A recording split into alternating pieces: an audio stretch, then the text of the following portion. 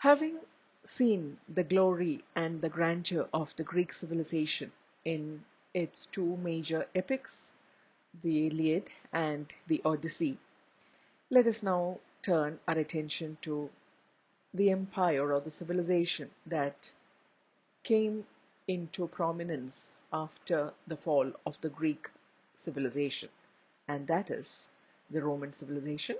And we can see the, the glory and the grandeur that was Rome during its golden era in one of its major epics, the Aeneid by Virgil. The glorious Roman Empire or Roman civilization is generally marked from the time of Augustus Caesar ascending the throne of Rome in the year 27 BC, and it goes on till around the years 476 AD, after when the Roman Emperor Romulus Augustus was defeated by one of the Germanic kings. So for about 4.5 centuries, just before beginning with the period just before the beginning of the Christian era and going on till the end of the 5th century, you have the glory, the heights of the Roman civilization. And it is during this period that you have the Aeneid being written. It is a Latin epic written by Virgil between 29 and 19 BC. The Aeneid, which can be considered as the national epic of Rome, comprises 12 books, and it is made up of about 9,896 lines, written again in the epic meter of dactylic hexameter. The story is significant to Rome because it is in many ways about the foundation of Rome by Aeneas, a Trojan survivor of the Trojan War. One can divide the 12 books of the Aeneid into two neat divisions.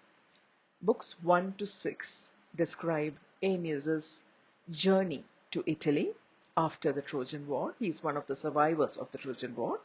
And books 7 to 12 describe the various adventures that he has in establishing the city of Rome, the duels that he fights with various others, particularly a person named Turnus.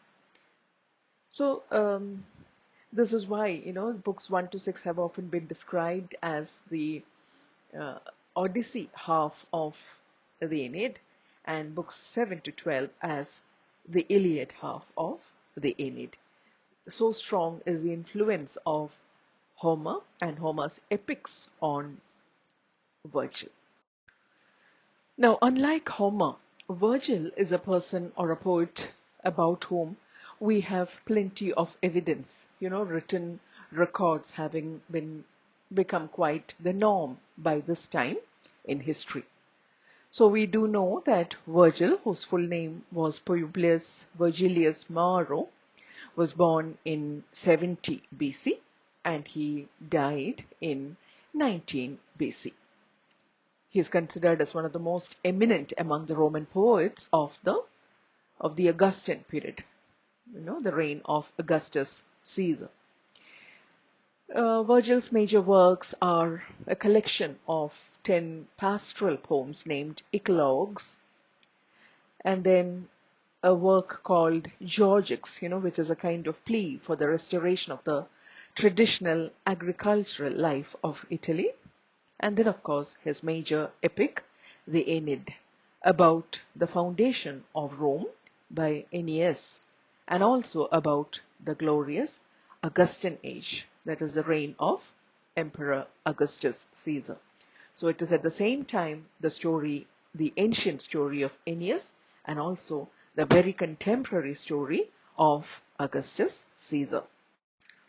Now, the beginning of the Roman Empire may, in many ways, be considered as a Hellenistic period, because the influence of the glorious Greek civilization was something that spread far beyond the years of eminence of the Greek civilization itself. And when you have the Roman civilization emerging, it bore the distinct stamp and influence of the Greek civilization. And that is why that age is known as the Hellenistic period. And you can find a lot of influence of the Hellenic or Greek culture on every work of art. And it's not just in culture, but in politics, in every other field, you find the very powerful influence of Greek culture and civilization.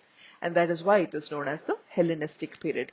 And it is that Hellenistic period is normally dated from the time between the death of Alexander the Great in 323 BC, that is the decline of the Greek civilization, and all the way till the emergence of the Roman Empire, which is normally signified by the Battle of Actium in 31 BC. So the intervening centuries are known as the Hellenistic years, and it is during this time that you have the birth of Virgil, you have the reign of Augustus Caesar, and so on. I have already mentioned how Homer was in many ways Virgil's model. When he wrote the epic, he looked up to Virgil for inspiration, and a lot of the episodes that you have narrated in the Aeneid may be seen to have their origin in Homer's epics. So the story of Aeneas' journey is recounted as in the first 6 books, patterned after the Odyssey, and then you have a lot of passages which have many imitative lines, passages, and even direct translations. And the last 6 books are very closely parallel to the Iliad and the various episodes from the Trojan War as described in the Iliad. Now, the Aeneid, as the title indicates, appears to be the story of Aeneas, the powerful warrior Aeneas, and his founding of the city of Rome. But more than that, it is also a kind of celebration of the glorious reign of Emperor Augustus Caesar. It is Virgil's way of paying tribute to the glorious emperor, with whose reign a period of great stability, peace, and prosperity began in Rome. So Augustus Caesar established a period of peace and stability, and he endeavored to reawaken in the Romans a sense of national pride. And it is that kind of a spirit of national pride that you find very strongly expressed in Virgil's epic. So Virgil, as a fellow Roman, felt a kind of deep attachment to the virtues, that symbolized or epitomized the Italian people, the simple virtues and the religious traditions of the Italian people. And his whole life may be considered as a kind of preparation for the writing of this epic, and he used that, the epic that he wrote to convey his ideal of Rome and Roman life in the Aeneid. So the theme, he chose had 2 great advantages. One was, of course, the fact that many of the episodes were already described in Homer's Iliad, so he could remodel episodes and characters from the great Homer, whom he respected immensely, and at the same time he could present through the character of Aeneas the prototype, the symbol of the Roman way of life. And Aeneas is in fact the last of the Trojans and the first of the Romans. It's almost like the transition from the Greek civilization to the Roman civilization. So in Aeneas's life you have a symbolic representation of that transition. And again, with a lot of abundant use of prophecies, visions, and devices like the description of the pictures on Aeneas's shield and so on. Uh, Virgil, like Homer again, in the way that in Homer's descriptions of the shield of Achilles, for example, you have a grand insight into the glory of the Greek civilization. Here again, you have many insights into the glorious reign of Augustus Caesar and the various prophecies and visions and so on. It's not just Augustus Caesar. At various points of time, you find that there is probably also a reference to the birth of Jesus Christ. There is constantly mention of a new beginning and so on. So this is probably why even though even when Christianity came to the forefront, it never destroyed the works of Homer. Christianity had great respect for the work of Virgil, because Virgil in many ways seems to, especially in the Aeneid, foresee the arrival of Jesus Christ, or the birth of Jesus Christ, and the establishment of the Christian faith. So that's one of the remarkable features of this epic, the large, abundant use of prophecies and visions and so on. And therefore, it could foreshadow, it could foretell the real events that were to unfold in Roman history. And therefore, that is how you can say that the poem actually operates on a double time scale. You have the heroic time scale, which describes the story of Aeneas, and then you also have the contemporary Augustan time scale, where you have the epic serving to celebrate the glorious reign of Augustus Caesar. Let us look at some of the epic conventions in the Aeneid. It begins, as epics normally begin, with an invocation to the poet's muse, and then you have the explanation, the statement of the theme, the explanation of the principal conflict of the early part, which stems from the resentment held by the goddess Juno against the Trojan people. So, the intervention of the supernatural, the gods and goddesses in the lives of the mortals. That is the other epic convention that you have, this one following. And in true epic style, it begins in medias res, in the middle of the action, with Aeneas's arrival in Carthage. He has already set sail from Troy after the burning of Troy, and he's encountered many adventures, but we get to hear about these adventures only later in Flashback. Again, another epic convention. Once he lands in Carthage, and when he meets the queen Dido of Carthage, he narrates in flashback all the earlier episodes, and that is how you get to fill many of the gaps, even the ones that have been left after the Iliad and the Odyssey. Many of those unanswered questions, maybe we may get answers to those here. For example, we get a detailed description of the Trojan horse, whose idea it was, and what measures they took in order to make the horse, and the strategies employed and so on. So it fills in many of the gaps of the earlier epics. And yeah, you have this very intense lines of poetry in the love story, the sad love story of Aeneas and Dido, because he is called by duty and he has to leave her, leaving her very, very heartbroken.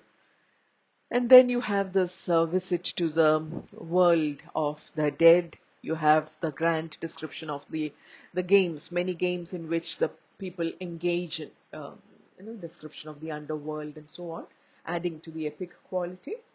And after these long, books where you have the description of these long journeys, the epic takes us to the second half, where set in Italy, and you have a very complex structure of the plot emerging here. You have many allusions to the Trojan War and to Homer's Iliad in this half of the epic. You have the conflict here shifts to a marriage, that is at the center, very much like the Prince Paris and Helen of Troy love story, here you have the aged king of the Latins, Latinus, who welcomes Aeneas and who wants his daughter Lavinia to marry Aeneas and therefore to unite the two peoples and fulfill a great prophecy of a supernatural prophecy. But you have Latinus's wife, Queen Amata, who is dead against the Trojans, and soon you have a war breaking out.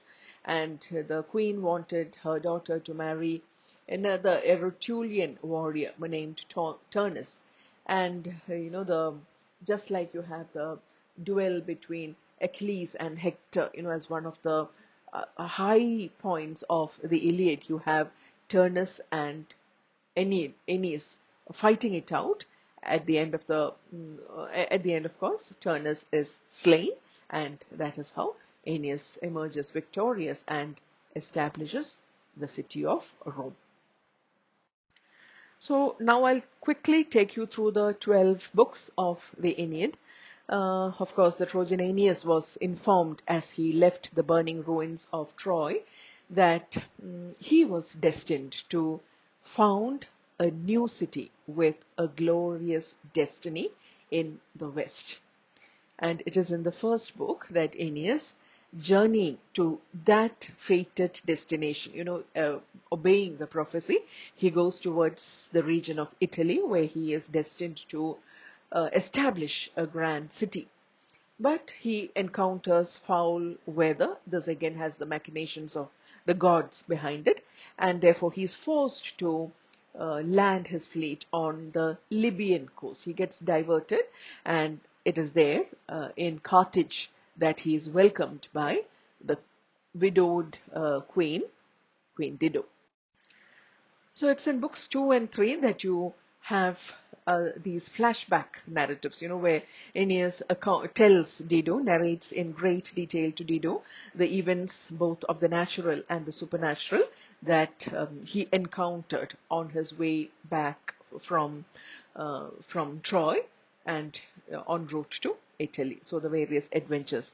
This is where we get to hear more about the end of the Trojan War, how the city of Rome was burnt with the Greek soldiers coming out of the wooden horse, and so on. Book 4 has some fine lines of romantic poetry. Dido confesses her love for Aeneas, however, Aeneas, is unable to respond fully to Dido's love because he is forced by the gods to set sail. He is reminded of the greater responsibility that rests on his shoulders, and therefore he has to set sail. And this is when, you have some very sad and tragic lines of poetry in the journey. As he sets sail, you have Queen Dido preparing a pyre on which she sets fire to herself, and as Aeneas looks back to the coast of Carthage, he finds the smoke from the pyre and he knows what has happened. So it is with great sorrow that he, however, tends to his great responsibility. We get various insights into Roman culture, Roman celebrations and Roman festivities, Roman rituals and observances, in books 5 and 6, as the Trojans, led by Aeneas, they journey to Sicily. They engage in a series of competitions there to commemorate the anniversary of the death of Aeneas' father. Then they set sail again.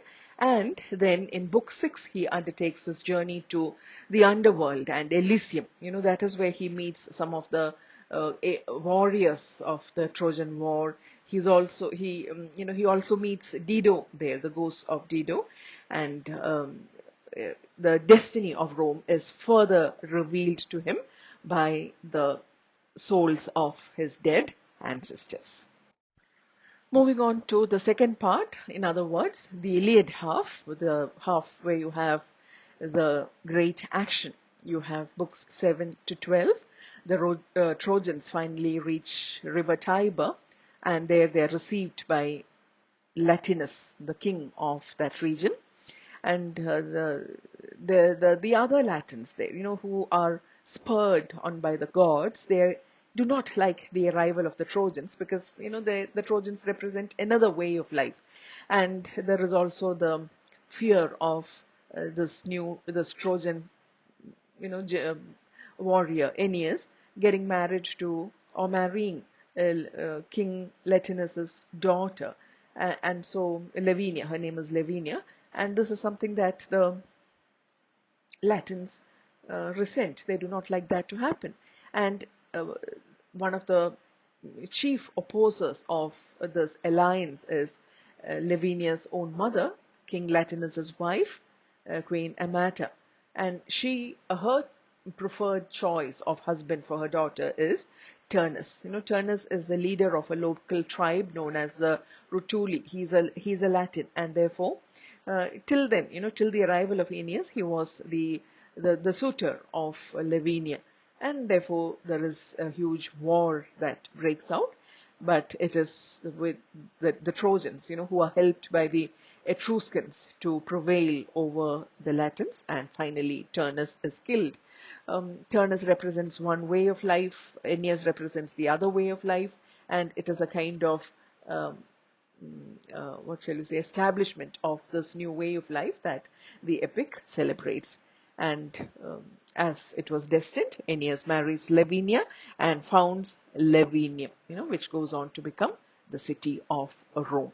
So from then you have the prophecy of a glorious new era. As I told you, this parallels in many ways the expectations that the people of those times had about the glorious reign of Emperor Augustus Caesar, who had become the king, the emperor, just around that time. So it was, the spirit, or there was great hope in the minds of the people, and that exactly was what was captured in this epic, and that is how it becomes an epic of great significance, of national significance, and and it is thereby that it sets a trend in literature of national literature, the concept of nationalism getting embedded in literary works, and how that went on to influence literary trends and patterns in other countries of Europe as well. Historians normally sum up the significance of the Aeneid on three lines or three counts. One, it is a mighty poetic achievement. Secondly, it is a great moral achievement or an ethical achievement. And third, it is politically very significant too. So poetically, you have a kind of a very sophisticated reworking of Homer's epics.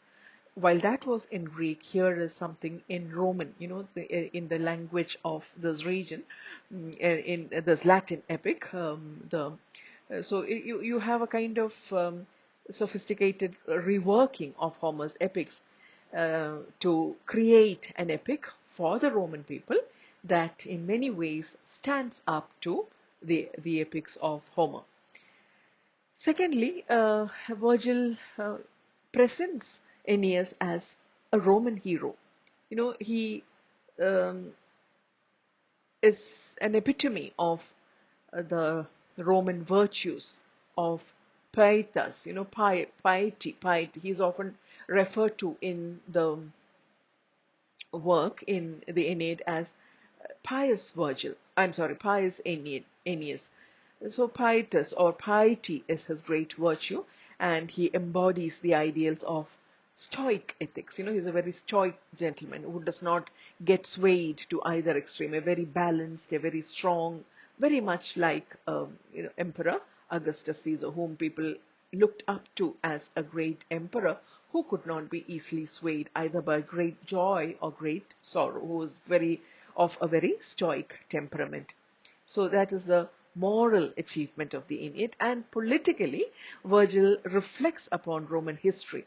By linking Greek mythology with Roman history, he could look ahead to the growth of Rome's empire. It began with the strong influence of Greek culture and Greek civilization, but soon it came into its own. And that is exactly what this epic also traces, the coming into its own of that Roman character. The and it also symbolizes the in the way that this new era is established by Aeneas. You have a kind of parallel of the real political events, the century of violence and civil strife that that took place in Italy just before the accession of before Octavian Augustus Caesar became the emperor. So, yeah, in many ways, this epic is very significant. Now, apart from being an epic that follows most of the epic conventions, um, there is something, more significant in the Aeneid, in the way that it builds itself around this idea of an opposition, a conflict, a kind of tension. This kind of tension is something that you can see upheld in various literary works that came afterwards. So this can be considered as an early work that presents the idea of conflict at the center of a literary work. You have um, Aeneid, Aeneas is somebody who represents the Roman way of life. As I told you, he's constantly referred to as pious Aeneas. In other words, he upholds the virtue of pietas or piety, which is considered to be the key Roman quality. It is the key quality of any honorable Roman, and piety includes a sense of responsibility, a sense of reasoning, a sense of judgment, duty towards the gods, towards the homeland and family, and so on. And at every stage, you find how Aeneas is, somebody who epitomizes that quality of piety. He is he's constantly conscious of his responsibility, of the destiny of founding the city of Rome and so on, and he does not get swayed by anything. There is love, there are every other kinds, there is every other kind of distraction, but he does not stray. He remains focused on this single-minded pursuit of that responsibility, and this is, something that it's in many ways Virgil's salute to that key Roman quality, and it is brought out, to a very significant level in its contrast with the its opposite. What would that be? Passion, fury, emotions, and so on. Getting swayed by all that, and that is what the other characters represent. Dido, for example, she's somebody who symbolizes great love, which has a very emotional and intense edge to it. And you can see the contrast between a man who is fired by his sense of duty and a woman who is so emotionally shattered by his departure. So that contrast, it's something that highlights this Roman virtue. It speaks in very high terms of the great virtue that Aeneas has. And secondly, Turnus. Turnus is another character who represents that way of life. But one must also say that, even when you have Aeneas achieving victory, at no point does Turnus turn out to be an arch villain. Turnus also gets his due. That is, something to be said for the epic, the way in which you have some of the characteristic features of these characters brought out in very fine detail. Of course, he does not probably achieve the mastery of Homer's epics with regard to characterization. The kind of depth, the psychological depth that you encounter in many of Homer's characters are missing in Virgil's characters. These become more symbolic. The characters here become types. They begin to represent something more than their own individuality. It is the representative quality that we notice immediately. Aeneas representing that Roman quality of piety, Dido representing emotional, a very emotional person, and Turnus representing a very pagan way of life, and so on.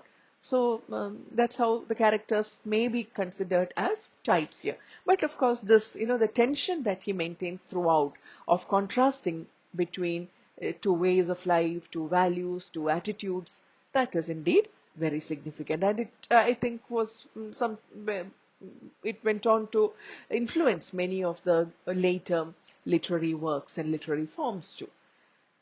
So it's not just, the contrast does not end with these characters. You at every turn again you realize the contrast between fate and action, between the male versus the female way of dealing with things, between Rome and Carthage, and so on. So uh, this treatment of things in black and white, pitting one against the other, which of course became a trope or a motif in many other literary works in future.